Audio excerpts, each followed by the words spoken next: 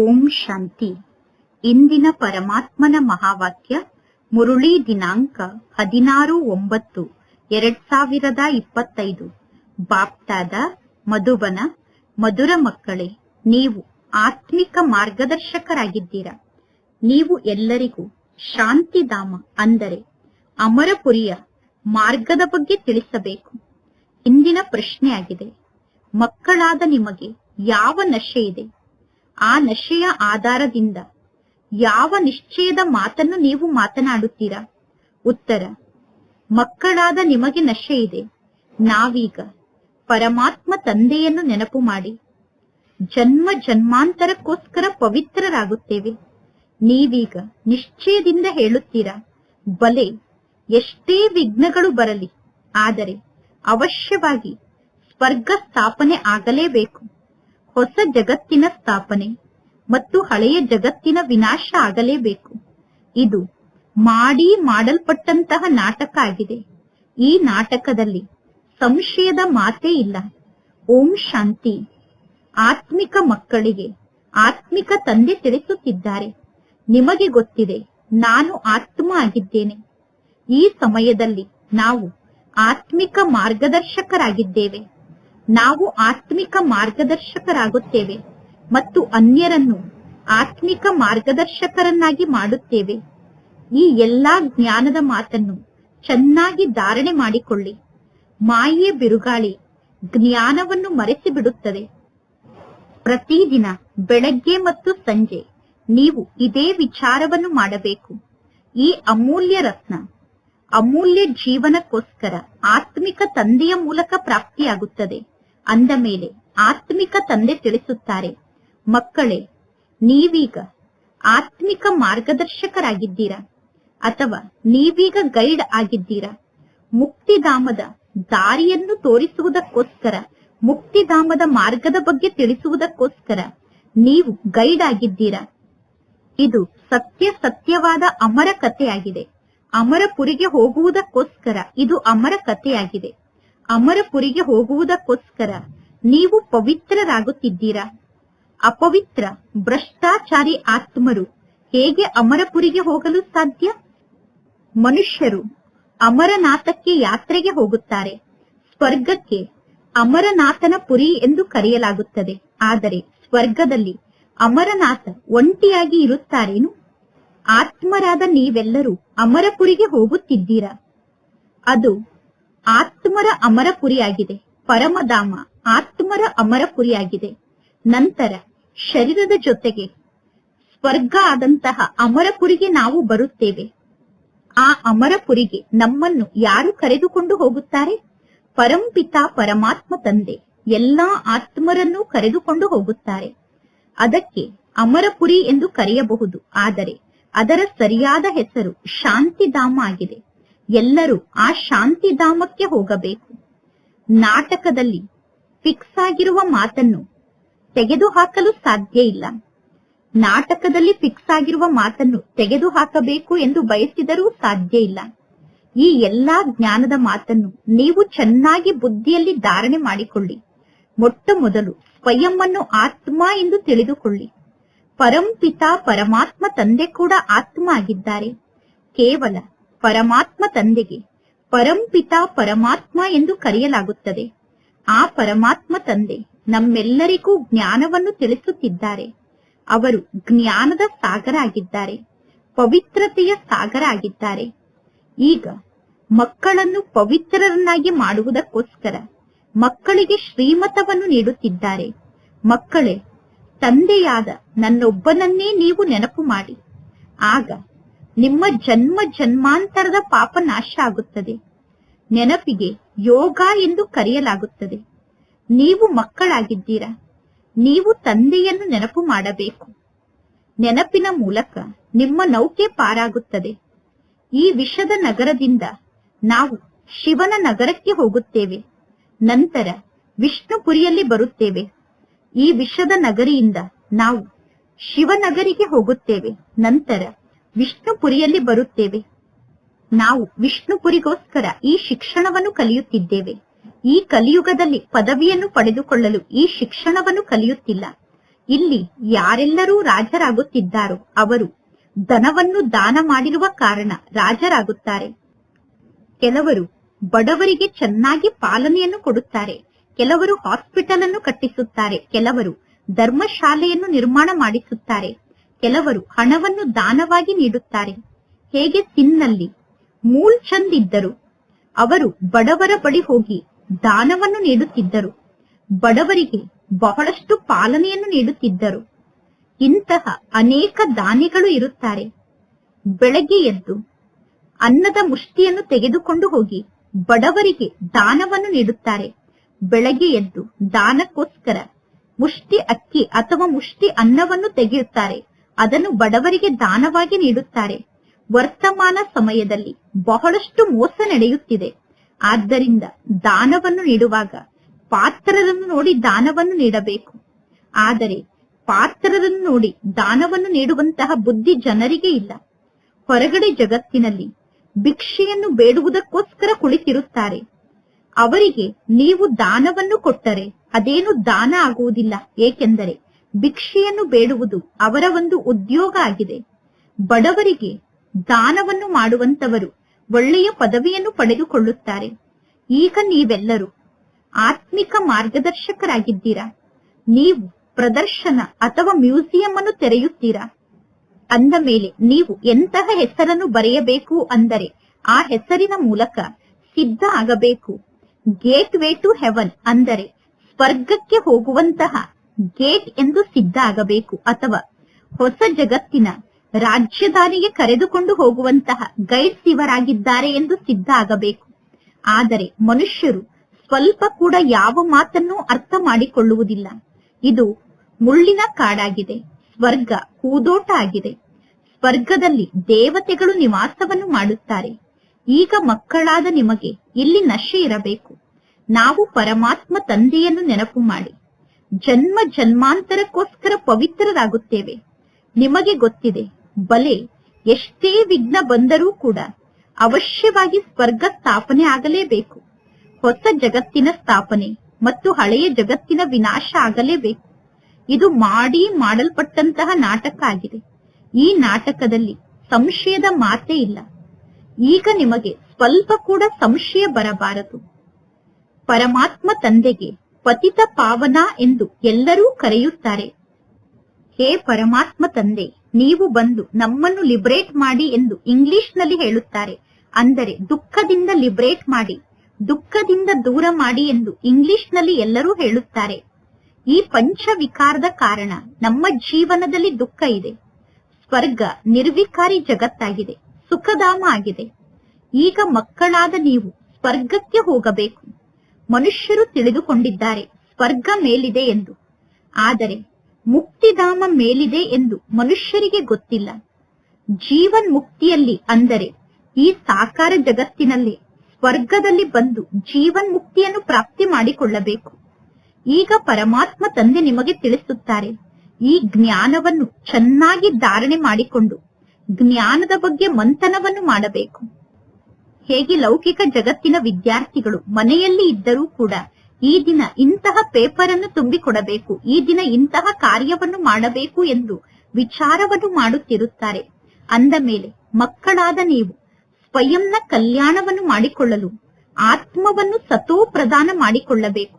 ಪವಿತ್ರರಾಗಿ ಮುಕ್ತಿಧಾಮಕ್ಕೆ ಹೋಗಬೇಕು ಮತ್ತು ಜ್ಞಾನದ ಮೂಲಕ ನೀವು ಪುನಃ ದೇವತೆ ಆಗುತ್ತೀರಾ. ಆತ್ಮ ಹೇಳುತ್ತದೆ, ನಾನೀಗ ಮನುಷ್ಯನಿಂದ ವಕೀಲ ಆಗುತ್ತೇನೆ. ಆತ್ಮನಾದ ನಾನು ಮನುಷ್ಯನಿಂದ ಗವರ್ನರ್ ಆಗುತ್ತೇನೆ. ಆತ್ಮ ಶರೀರದ ಮೂಲಕ ಇಂತಹ ಪದವಿಯನ್ನು ಪಡೆದುಕೊಳ್ಳುತ್ತದೆ. ಶರೀರ ಸಮಾಪ್ತಿಯಾಗುತ್ತದೆ. ನಂತರ ಪುನಃ ಹೊಸ ಶರೀರವನ್ನು ಧಾರಣೆ ಮಾಡಿಕೊಂಡು ಹೊಸದಾಗಿ ಶಿಕ್ಷಣವನ್ನು ಕಲಿಯಬೇಕಾಗುತ್ತದೆ. ಆತ್ಮವೇ ವಿಶ್ವಕ್ಕೆ ಮಾಲೀಕಾಗಲು ಪುರುಷಾರ್ಥವನ್ನು ಮಾಡುತ್ತದೆ. ನಾನು ಆತ್ಮ ಆಗಿದ್ದೇನೆ ಅನ್ನುವುದನ್ನು ಪಕ್ಕಾ ರೂಪದಲ್ಲಿ ನೆನಪಿನಲ್ಲಿ ಇಟ್ಟುಕೊಳ್ಳಿ ಎಂದು ಪರಮಾತ್ಮ ತಂದೆ ತಿಳಿಸುತ್ತಾರೆ. ದೇವತೆಗಳಿಗೆ ಸ್ವಯಂ ಅನ್ನು ಆತ್ಮ ಎಂದು ತಿಳಿದುಕೊಂಡು ಪರಮಾತ್ಮ ತಂದೆಯನ್ನು ನೆನಪು ಮಾಡಿ ಎಂದು ಹೇಳುವ ಅವಶ್ಯಕತೆ ಇಲ್ಲ. ಏಕೆಂದರೆ ದೇವತೆಗಳು ಪಾವನರಾಗಿದ್ದಾರೆ, ಪದವಿಯ ಸುಖವನ್ನು ಅನುಭವ ಮಾಡುತ್ತಿದ್ದಾರೆ. ಪರಮಾತ್ಮ ತಂದೆಯನ್ನು ನೆನಪು ಮಾಡಲು ದೇವತೆಗಳು ಪತಿತರಲ್ಲ. ಈಗ ಆತ್ಮರಾದ ನೀವು ಪತಿತರಾಗಿದ್ದೀರಾ. ಆದ್ದರಿಂದ ನೀವು ಪರಮಾತ್ಮ ತಂದೆಯನ್ನು ನೆನಪು ಮಾಡಬೇಕು. ದೇವತೆಗಳು ಪರಮಾತ್ಮ ತಂದೆಯನ್ನು ನೆನಪು ಮಾಡುವ ಅವಶ್ಯಕತೆ ಏನಿದೆ? ಇದೆಲ್ಲವೂ ನಾಟಕದಲ್ಲಿ ಫಿಕ್ಸ್ ಆಗಿದೆ.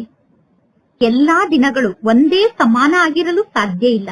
ಈ ನಾಟಕ ನಡೆಯುತ್ತಿರುತ್ತದೆ. ಇಡೀ ದಿನದ ಪಾತ್ರ ಸೆಕೆಂಡಿಗೂ ಬದಲಾಗುತ್ತಿರುತ್ತದೆ. ಪಾತ್ರದ ಶೂಟಿಂಗ್ ನಡೆಯುತ್ತಿರುತ್ತದೆ. ಅಂದ ಮೇಲೆ ಪರಮಾತ್ಮ ತಂದೆ ಮಕ್ಕಳಿಗೆ ತಿಳಿಸುತ್ತಾರೆ, ಯಾವ ಮಾತಿನಲ್ಲೂ ನೀವೀಗ ಹಾರ್ಟ್ ಫೇಲ್ ಆಗಬೇಡಿ. ಇದು ಜ್ಞಾನದ ಮಾತಾಗಿದೆ. ಬಲೆ ನೀವು ನಿಮ್ಮ ಉದ್ಯೋಗ, ವ್ಯವಹಾರ ಮುಂತಾದದ್ದನ್ನು ಮಾಡಿ, ಆದರೆ ಭವಿಷ್ಯದಲ್ಲಿ ಶ್ರೇಷ್ಠ ಪದವಿಯನ್ನು ಪಡೆದುಕೊಳ್ಳಬೇಕು ಎಂದು ಬಯಸಿದರೆ ಸಂಪೂರ್ಣ ಪುರುಷಾರ್ಥವನ್ನು ಮಾಡಿ. ಗೃಹಸ್ಥ ವ್ಯವಹಾರದಲ್ಲೂ ಕೂಡ ಇರಬೇಕು. ಕುಮಾರಿಯರು ಗೃಹಸ್ಥ ವ್ಯವಹಾರದಲ್ಲಿ ಸಿಕ್ಕಿ ಹಾಕಿಕೊಂಡಿಲ್ಲ. ಯಾರಿಗೆ ಮಕ್ಕಳು ಮೊಮ್ಮಕ್ಕಳು ಇದ್ದಾರೋ ಅವರಿಗೆ ಗೃಹಸ್ಥಿಗಳು ಎಂದು ಕರೆಯಲಾಗುತ್ತದೆ. ಪರಮಾತ್ಮ ತಂದೆ ಅದರ್ ಕುಮಾರಿ ಮತ್ತು ಕುಮಾರಿ ಇಬ್ಬರಿಗೂ ಶಿಕ್ಷಣವನ್ನು ಕಲಿಸುತ್ತಾರೆ. ಪರಮಾತ್ಮ ತಂದೆ ಅದರ್ ಕುಮಾರಿಯರಾದಂತಹ ಮಾತೆಯರಿಗೂ ಶಿಕ್ಷಣವನ್ನು ಕಲಿಸುತ್ತಾರೆ, ಕುಮಾರಿಯರಿಗೂ ಶಿಕ್ಷಣವನ್ನು ಕಲಿಸುತ್ತಾರೆ, ಎಲ್ಲರಿಗೂ ಶಿಕ್ಷಣವನ್ನು ಕಲಿಸುತ್ತಾರೆ. ಅದರ್ ಕುಮಾರಿ ಅನ್ನುವ ಶಬ್ದದ ಅರ್ಥವನ್ನೂ ಕೂಡ ಜನ ತಿಳಿದುಕೊಂಡಿಲ್ಲ. ಅದರ್ ಕುಮಾರಿ ಅಂದರೆ ಅರ್ಧ ಶರೀರ ಇರುತ್ತದೇನು? ಇಲ್ಲ. ಅದರ್ ಕುಮಾರಿ ಅಂದರೆ ಮಾತೆಯರಾಗಿದ್ದಾರೆ. ಈಗ ನಿಮಗೆ ಗೊತ್ತಿದೆ, ಕನ್ಯರು ಪವಿತ್ರರಾಗಿದ್ದಾರೆ ಮತ್ತು ಯಾರು ಅಪವಿತ್ರರಾದ ನಂತರ ಪುನಃ ಪವಿತ್ರರಾಗುತ್ತಾರೋ ಅವರಿಗೆ ಅದರ್ ಕುಮಾರಿಯರು ಎಂದು ಕರೆಯಲಾಗುತ್ತದೆ. ನಿಮ್ಮ ನೆನಪಾರ್ಥವಾದ ಮಂದಿರ ಕೂಡ ಇದೆ. ಪರಮಾತ್ಮ ತಂದೆ ಮಕ್ಕಳಿಗೆ ಈ ಜ್ಞಾನದ ಮಾತನ್ನು ತಿಳಿಸುತ್ತಾರೆ. ತಂದೆ ನಿಮಗೆ ಶಿಕ್ಷಣವನ್ನು ಕಲಿಸುತ್ತಿದ್ದಾರೆ. ನಿಮಗೆ ಗೊತ್ತಿದೆ, ಆತ್ಮರಾದ ನಾವು ಮೂಲವತನದ ಬಗ್ಗೆ ಅರ್ಥ ಮಾಡಿಕೊಂಡಿದ್ದೇವೆ. ನಂತರ ಪುನಃ ಸೂರ್ಯವಂಶಿಗಳು ಹೇಗೆ ರಾಜ್ಯವನ್ನು ಆಳುತ್ತಾರೆ, ಚಂದ್ರವಂಶಿಗಳು ಹೇಗೆ ರಾಜ್ಯವನ್ನು ಆಳುತ್ತಾರೆ ಅನ್ನುವುದು ನಿಮಗೆ ಗೊತ್ತಿದೆ. ಕ್ಷತ್ರಿಯರ ಸಂಕೇತವಾಗಿ ಏಕೆ ಬಾಣವನ್ನು ತೋರಿಸಿದ್ದಾರೆ ಅನ್ನುವುದೂ ಕೂಡ ನಿಮಗೆ ಗೊತ್ತಿದೆ. ಯುದ್ಧದ ಯಾವ ಮಾತು ಇಲ್ಲಿ ಇಲ್ಲ ಮತ್ತು ಅಸುರರ ಮಾತು ಕೂಡ ಇಲ್ಲಿ ಇಲ್ಲ. ಇಲ್ಲಿ ಕಳ್ಳತನದ ಮಾತು ಕೂಡ ಸಿದ್ಧ ಆಗುವುದಿಲ್ಲ. ಸೀತೆಯನ್ನು ಕರೆದುಕೊಂಡು ಹೋಗುವಂತಹ ಯಾವ ರಾವಣ ಕೂಡ ಇಲ್ಲಿ ಇಲ್ಲ. ಅಂದ ಮೇಲೆ ಪರಮಾತ್ಮ ತಂದೆ ತಿಳಿಸುತ್ತಾರೆ, ಮಧುರಾತಿ ಮಧುರ ಮಕ್ಕಳೇ, ಈಗ ನಿಮಗೆ ಗೊತ್ತಿದೆ, ನಾವು ಸ್ವರ್ಗಕ್ಕೆ ಕರೆದುಕೊಂಡು ಹೋಗುವ ಮಾರ್ಗದರ್ಶಕರಾಗಿದ್ದೇವೆ. ಮುಕ್ತಿ ಮತ್ತು ಜೀವನ್ ಮುಕ್ತಿಯ ಮಾರ್ಗವನ್ನು ತೋರಿಸುವಂತಹ ಮಾರ್ಗದರ್ಶಕರು ನಾವಾಗಿದ್ದೇವೆ. ಜಗತ್ತಿನಲ್ಲಿ ಇರುವಂತವರು ಶಾರೀರಿಕ ಮಾರ್ಗದರ್ಶಕರಾಗಿದ್ದಾರೆ. ನಾವು ಆತ್ಮಿಕ ಮಾರ್ಗದರ್ಶಕರಾಗಿದ್ದೇವೆ. ಅವರು ಕಲಿಯುಗದ ಬ್ರಾಹ್ಮಣರಾಗಿದ್ದಾರೆ. ನೀವು ಸಂಗಮ ಯುಗದ ಬ್ರಾಹ್ಮಣರಾಗಿದ್ದೀರಾ. ನೀವೀಗ ಪುರುಷೋತ್ತಮರಾಗುವುದಕ್ಕೋಸ್ಕರ ಶಿಕ್ಷಣವನ್ನು ಕಲಿಯುತ್ತಿದ್ದೀರಾ. ಪರಮಾತ್ಮ ತಂದೆ ಅನೇಕ ಪ್ರಕಾರದಿಂದ ಮಕ್ಕಳಿಗೆ ತಿಳಿಸುತ್ತಾರೆ. ಆದರೂ ಕೂಡ ಮಕ್ಕಳು ದೇಹಾಭಿಮಾನಕ್ಕೆ ವಶ ಆಗಿ ಈ ಎಲ್ಲಾ ಜ್ಞಾನದ ಮಾತನ್ನು ಮರೆತು ಬಿಡುತ್ತಾರೆ. ನಾನು ಆತ್ಮ ಆಗಿದ್ದೇನೆ, ನಾನು ಪರಮಾತ್ಮ ತಂದೆಗೆ ಮಗು ಆಗಿದ್ದೇನೆ ಅನ್ನುವ ನಶೆ ಮಕ್ಕಳಿಗೆ ಇರುವುದೇ ಇಲ್ಲ. ಎಷ್ಟು ಜಾಸ್ತಿ ಸಮಯ ಪರಮಾತ್ಮ ತಂದೆಯನ್ನು ನೆನಪು ಮಾಡುತ್ತೀರೋ ಅಷ್ಟು ದೇಹಾಭಿಮಾನ ಸಮಾಪ್ತಿಯಾಗುತ್ತಾ ಹೋಗುತ್ತದೆ. ನೀವೀಗ ಸ್ವಯಂನ ರಕ್ಷಣೆಯನ್ನು ಮಾಡಿಕೊಳ್ಳುತ್ತಿರಬೇಕು.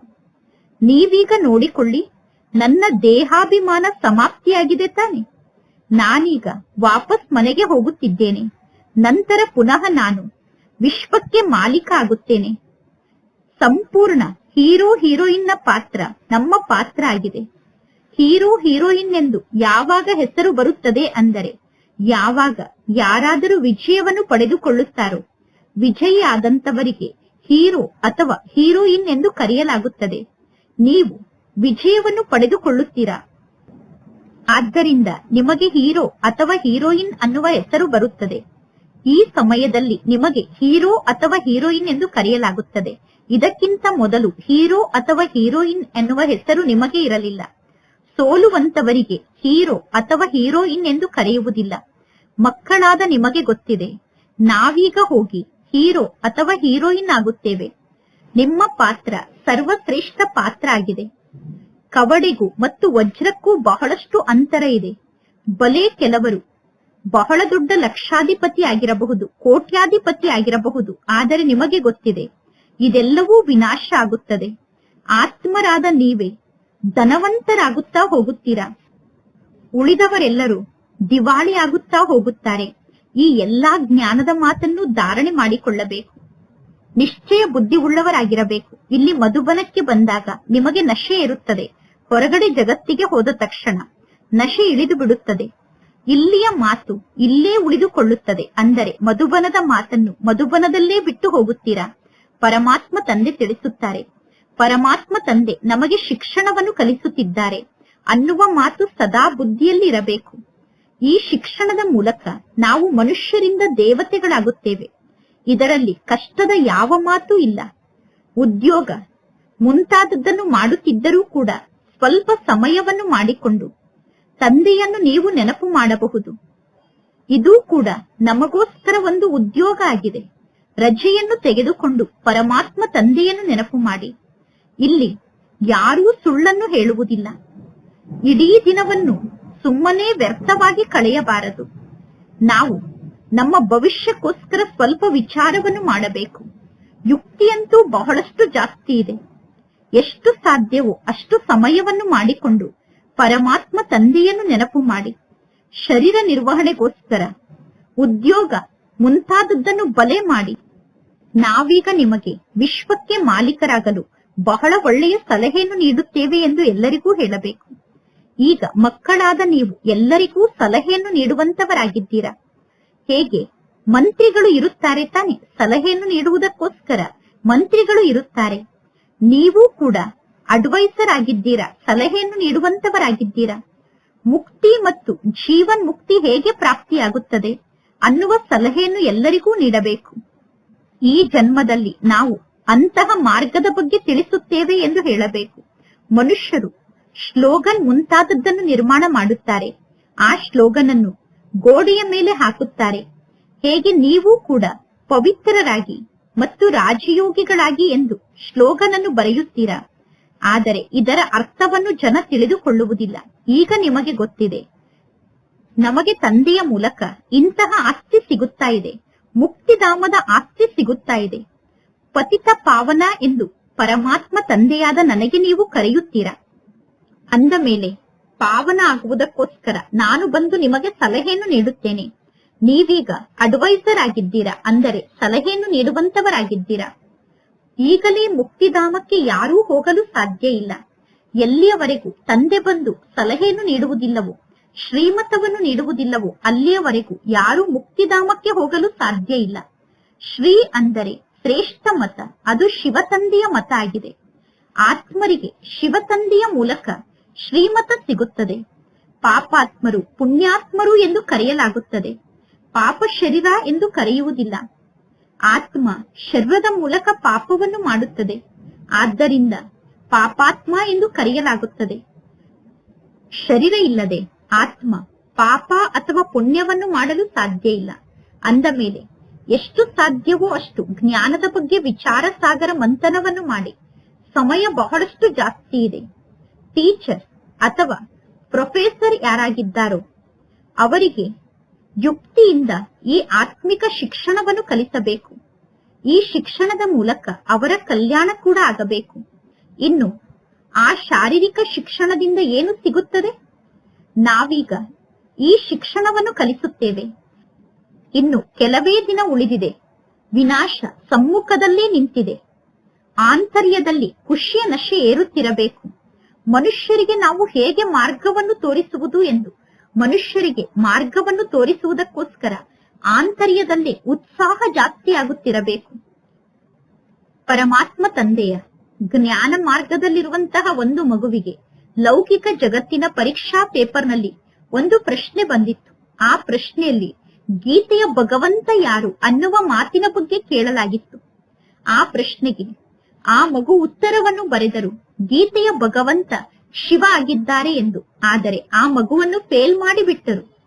ಆ ಮಗುವಿಗೆ ಗೊತ್ತಿತ್ತು, ನಾನು ಪರಮಾತ್ಮ ತಂದೆಯ ಮಹಿಮೆಯನ್ನು ಬರೆಯುತ್ತಿದ್ದೇನೆ, ಗೀತೆಯ ಭಗವಂತ ಶಿವ ಆಗಿದ್ದಾರೆ ಎಂದು ತಂದೆಯ ಮಹಿಮೆಯನ್ನು ಬರೆಯುತ್ತಿದ್ದೇನೆ. ಆ ಪರಮಾತ್ಮ ತಂದೆ ಜ್ಞಾನದ ಸಾಗರ ಆಗಿದ್ದಾರೆ, ಪ್ರೇಮದ ಸಾಗರ ಆಗಿದ್ದಾರೆ.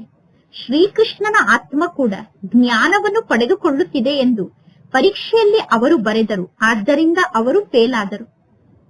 ಫೇಲ್ ಆದ ತಕ್ಷಣ ಆ ಕುಮಾರಿ ಅವರ ಲೌಕಿಕ ತಂದೆ ತಾಯಿಗೆ ಹೇಳಿದರು, ನಾನು ಈ ಶಿಕ್ಷಣವನ್ನು ಕಲಿಯುವುದಿಲ್ಲ, ಈಗ ನಾನು ಈ ಆತ್ಮಿಕ ಶಿಕ್ಷಣವನ್ನೇ ಕಲಿಯುತ್ತೇನೆ ಎಂದು ಆ ಕುಮಾರಿ ಅವರ ತಂದೆ ತಾಯಿಗೆ ಹೇಳಿದರು. ಆ ಮಗು ಬಹಳ ಫಸ್ಟ್ ಕ್ಲಾಸ್ ಆದ ಮಗು ಆಗಿದ್ದರು. ಆ ಮಗು ಮೊದಲೇ ಹೇಳುತ್ತಿದ್ದರು, ನಾನು ಈ ರೀತಿ ಉತ್ತರವನ್ನು ಬರೆದರೆ ನಾನು ಫೇಲ್ ಆಗುತ್ತೇನೆ ಎಂದು. ಆದರೆ ಸತ್ಯವನ್ನೇ ಬರೆಯಬೇಕು ಎಂದು ಅವರು ಸತ್ಯವನ್ನೇ ಬರೆದರು. ಮುಂದೆ ಹೋದಂತೆ ಎಲ್ಲರೂ ತಿಳಿದುಕೊಳ್ಳುತ್ತಾರೆ, ಈ ಮಗು ಪರೀಕ್ಷೆಯಲ್ಲಿ ಏನು ಗೀತೆಯ ಭಗವಂತ ಶಿವ ಆಗಿದ್ದಾರೆ ಎಂದು ಬರೆದಿದ್ದರು, ಇವರು ಸತ್ಯವನ್ನೇ ಬರೆದಿದ್ದರು ಎಂದು ಮುಂದೆ ಎಲ್ಲರೂ ತಿಳಿದುಕೊಳ್ಳುತ್ತಾರೆ. ಯಾವಾಗ ನಿಮ್ಮ ಪ್ರಭಾವ ಜಗತ್ತಿನಲ್ಲಿ ಜಾಸ್ತಿ ಆಗುತ್ತದೆಯೋ ಅಥವಾ ಪ್ರದರ್ಶನ ಮತ್ತು ಮ್ಯೂಸಿಯಂ ಅನ್ನು ನೋಡಲು ನೀವು ಅವರನ್ನು ಕರೆಸುತ್ತೀರೋ, ಆಗ ಅವರಿಗೂ ಕೂಡ ಗೀತೆಯ ಭಗವಂತ ಯಾರಾಗಿದ್ದಾರೆ ಎಂದು ಗೊತ್ತಾಗುತ್ತದೆ ಮತ್ತು ಅವರ ಬುದ್ಧಿಯಲ್ಲಿ ವಿಚಾರ ಬರುತ್ತದೆ, ಇವರು ಹೇಳುತ್ತಿರುವಂತಹ ಮಾತು ಸರಿಯಾದ ಮಾತಾಗಿದೆ.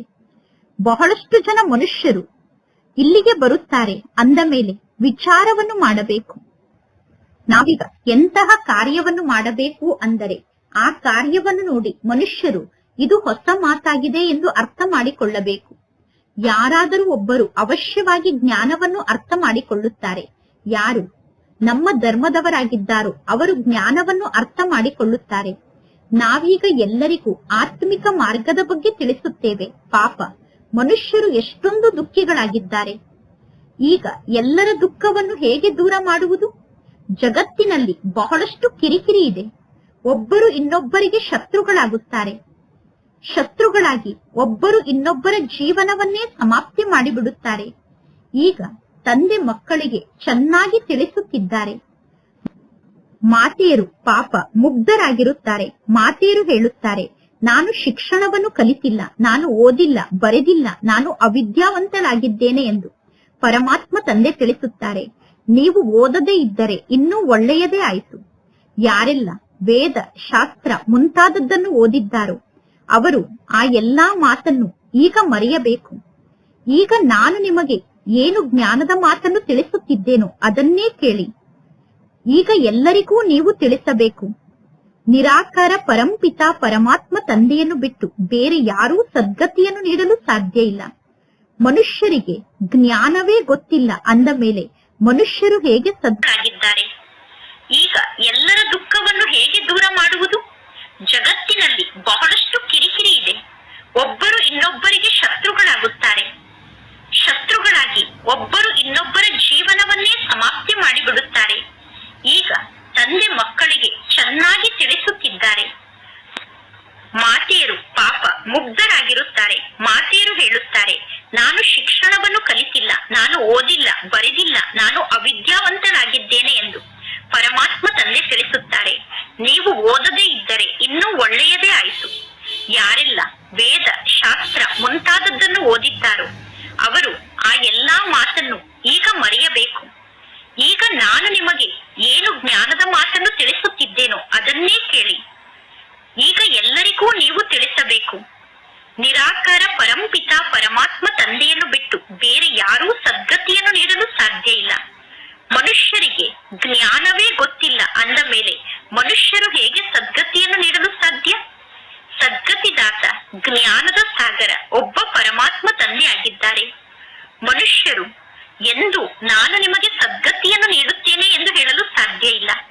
ಯಾರು ಈ ದೇವತಾ ಮನೆತನದ ಆತ್ಮರಾಗಿದ್ದಾರೋ ಅವರು ಅವಶ್ಯವಾಗಿ ಈ ಜ್ಞಾನವನ್ನು ಪಡೆದುಕೊಳ್ಳಲು ಪ್ರಯತ್ನವನ್ನು ಪಡುತ್ತಾರೆ. ಜ್ಞಾನವನ್ನು ಅರ್ಥ ಮಾಡಿಕೊಳ್ಳಲು ಪ್ರಯತ್ನವನ್ನು ಪಡುತ್ತಾರೆ. ಯಾರಾದರೂ ಒಬ್ಬರು ದೊಡ್ಡ ವ್ಯಕ್ತಿಗಳು ಜ್ಞಾನ ಮಾರ್ಗಕ್ಕೆ ಬಂದರೆ ಅವರ ಮೂಲಕ ಎಲ್ಲಾ ಕಡೆ ಜ್ಞಾನದ ಪ್ರಚಾರ ಆಗುತ್ತದೆ. ಗಾಯನ ಕೂಡ ಇದೆ. ಬಡವ ಆಗಿದ್ದಂತಹ ತುಳಸಿದಾಸನ ಮಾತನ್ನು ಯಾರು ಕೇಳುತ್ತಾರೆ ಎಂದು ಸೇವೆಯನ್ನು ಮಾಡುವಂತಹ ಯುಕ್ತಿಯನ್ನು ಪರಮಾತ್ಮ ತಂದೆ ಬಹಳಷ್ಟು ತಿಳಿಸುತ್ತಿರುತ್ತಾರೆ. ಮಕ್ಕಳು ತಂದೆ ಹೇಳುವಂತಹ ಮಾತನ್ನು ಕಾರ್ಯರೂಪದಲ್ಲಿ ತಂದು ತೋರಿಸಬೇಕು. ಒಳ್ಳೆಯದು ಮಧುರಾತಿ ಮಧುರ ಅಗಲಿ ಹೋಗಿ ಮರಳಿ ಸಿಕ್ಕಿರುವ ಮಕ್ಕಳ ಪ್ರತಿ ಮಾತ್ಪಿತಾ ಬಾಪ್ತಾದರವರ ನೆನಪು, ಪ್ರೀತಿ ಹಾಗೂ ಸುಪ್ರಭಾತ. ಆತ್ಮಿಕ ಮಕ್ಕಳಿಗೆ ಆತ್ಮಿಕ ತಂದೆಯ ನಮಸ್ತೆ. ಆತ್ಮಿಕ ತಂದೆಗೆ ಆತ್ಮಿಕ ಮಕ್ಕಳ ನೆನಪು, ಪ್ರೀತಿ ಹಾಗೂ ನಮಸ್ತೆ ನಮಸ್ತೆ ನಮಸ್ತೆ. ಧಾರಣೆಗೋಸ್ಕರ ಮುಖ್ಯ ಸಾರ. ಫಸ್ಟ್ ಪಾಯಿಂಟ್, ಉದ್ಯೋಗ ವ್ಯವಹಾರ ಮುಂತಾದದ್ದನ್ನು ಮಾಡುತ್ತಿದ್ದರೂ ಕೂಡ ಭವಿಷ್ಯದಲ್ಲಿ ಶ್ರೇಷ್ಠ ಪದವಿಯನ್ನು ಪಡೆದುಕೊಳ್ಳಲು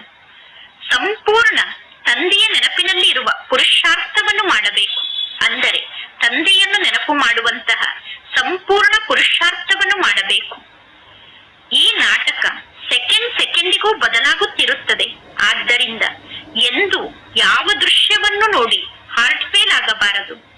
ಸೆಕೆಂಡ್ ಪಾಯಿಂಟ್, ಈ ಆತ್ಮಿಕ ಶಿಕ್ಷಣವನ್ನು ಕಲಿತು ಅನ್ಯರಿಗೂ ಶಿಕ್ಷಣವನ್ನು ಕಲಿಸಬೇಕು. ಸರ್ವರ ಕಲ್ಯಾಣವನ್ನು ಮಾಡಬೇಕು. ನಾನು ಹೇಗೆ ಎಲ್ಲರನ್ನೂ ಪಾವನ ಮಾಡುವುದು, ಪಾವನ ಆಗುವಂತಹ ಸಲಹೆಯನ್ನು ಎಲ್ಲರಿಗೂ ಹೇಗೆ ನೀಡುವುದು ಅನ್ನುವ ಉತ್ಸಾಹ ಆಂತರ್ಯದಲ್ಲಿ ಜಾಸ್ತಿ ಆಗುತ್ತಿರಬೇಕು. ಮನೆಯ ಮಾರ್ಗದ ಬಗ್ಗೆ ಎಲ್ಲರಿಗೂ ಹೇಗೆ ತಿಳಿಸುವುದು ಅನ್ನುವ ಉತ್ಸಾಹ ಮನಸ್ಸಿನ ಆಂತರ್ಯದಲ್ಲಿ ಇರಬೇಕು. ಇಂದಿನ ವರದಾನ ಆಗಿದೆ. ಸರ್ವ ಸಂಬಂಧದ ಸಹಯೋಗದ ಅನುಭವದ ಮೂಲಕ ನಿರಂತರ ಯೋಗಿಗಳು, ಸಹಜ ಯೋಗಿಗಳು ಆಗಿ ಪ್ರತಿಕ್ಷಣ ಪರಮಾತ್ಮ ತಂದೆಯ ಜೊತೆಗೆ ಭಿನ್ನ ಭಿನ್ನ ಸಂಬಂಧದ ಮೂಲಕ ಸಹಯೋಗವನ್ನು ಪಡೆದುಕೊಳ್ಳುವುದು. ಅಂದರೆ ತಂದೆಯ ಜೊತೆಗೆ ಸಂಬಂಧದ ಅನುಭವವನ್ನು ಮಾಡುವುದೇ ಸಹಜ ಯೋಗ ಆಗಿದೆ. ಪರಮಾತ್ಮ ತಂದೆ ಹೇಗೆ ಸಮಯಕ್ಕನುಸಾರವಾಗಿ ಸಂಬಂಧವನ್ನು ನಿಭಾಯಿಸಲು ಬಂಧಿತ ಆಗಿದ್ದಾರೆ, ಪರಮಾತ್ಮ ತಂದೆ ಎಂತಹ ಸಮಯದಲ್ಲೂ ಕೂಡ ಸಂಬಂಧವನ್ನು ನಿಭಾಯಿಸಲು ಬಂಧಿತ ಆಗಿದ್ದಾರೆ. ಇಡೀ ಕಲ್ಪದಲ್ಲಿ ಈಗ ಮಾತ್ರ ಸರ್ವ ಅನುಭವದ ಗಣಿಯಾದಂತಹ ಪರಮಾತ್ಮ ತಂದೆಯ ಪ್ರಾಪ್ತಿಯಾಗಿದೆ. ಆದ್ದರಿಂದ ಸದಾ ಸರ್ವ ಸಂಬಂಧದ ಸಹಯೋಗವನ್ನು ಪಡೆದುಕೊಳ್ಳಿ ಮತ್ತು ನಿರಂತರ ಯೋಗಿಗಳಾಗಿ, ಸಹಜ ಯೋಗಿಗಳಾಗಿ. ಏಕೆಂದರೆ ಯಾರು ಸರ್ವ ಸಂಬಂಧದ ಅನುಭವದಲ್ಲಿ ಮಗ್ನರಾಗಿರುತ್ತಾರೋ ಅಥವಾ ಪ್ರಾಪ್ತಿಯಲ್ಲಿ ಮಗ್ನರಾಗಿರುತ್ತಾರೋ ಅವರು ಹಳೆಯ ಜಗತ್ತಿನ ವಾತಾವರಣದಿಂದ ಸಹಜವಾಗಿ ಭಿನ್ನ ಆಗಿ ಬಿಡುತ್ತಾರೆ. ಇಂದಿನ ಸ್ಲೋಗನ್ ಆಗಿದೆ, ಸರ್ವಶಕ್ತಿಯಿಂದ ಸಂಪನ್ನರಾಗಿ ಇರಬೇಕು. ಇದೇ ಬ್ರಾಹ್ಮಣ ಸ್ವರೂಪದ ವಿಶೇಷತೆಯಾಗಿದೆ. ಸರ್ವಶಕ್ತಿಯಿಂದ ಸಂಪನ್ನರಾಗಿ ಇರುವುದೇ ಬ್ರಾಹ್ಮಣ ಸ್ವರೂಪದ ವಿಶೇಷತೆಯಾಗಿದೆ. ಇಂದಿನ ಅವ್ಯಕ್ತ ಸೂಚನೆಯಾಗಿದೆ. ಈಗ ಆಸಕ್ತಿಯ ಅಗ್ನಿಯನ್ನು ಪ್ರಜ್ವಲಿತಗೊಳಿಸಿಕೊಂಡು ಯೋಗವನ್ನು ಜ್ವಾಲಾ ಸ್ವರೂಪದ ಯೋಗವನ್ನಾಗಿ ಮಾಡಿಕೊಳ್ಳಿ.